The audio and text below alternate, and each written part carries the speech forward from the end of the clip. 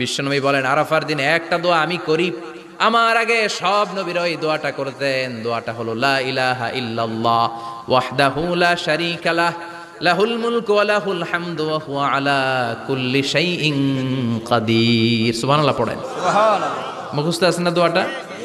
এটা পড়বেন। বিশ্বনবী আরাফার ময়দানে এই দোয়াটা পড়তেন। তাহলে বোঝা গেল বছরের সব দিন সমান না। সব দিন সমান না। বছরের সবচাইতে শ্রেষ্ঠ দিন হচ্ছে আরাফার দিন। কোন দিন? এবার বলেন বছরের সবচেয়ে শ্রেষ্ঠতম রাত কোনটা? কদরের রাত। ইন্না